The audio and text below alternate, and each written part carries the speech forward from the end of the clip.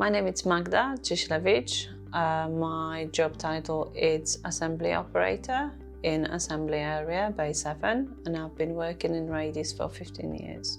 So before I joined Radius, I've been living in Poland, doing a few different jobs, and then decide to come to England with my partner, actual husband.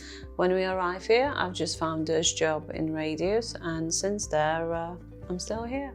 So in my area, we've got different types of machine and making different products. We've got a lot of assembly work would need to be done, like capping, flanges.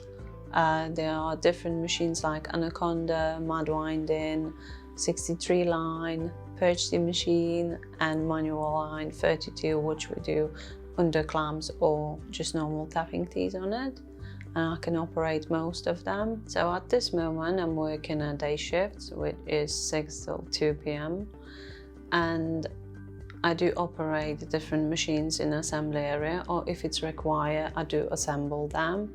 I think it just depends from needs of the company. If I will have to choose what I like the most, I think it's the flexibility and variety of work I can do in my area. That means operating different machines, working with different products.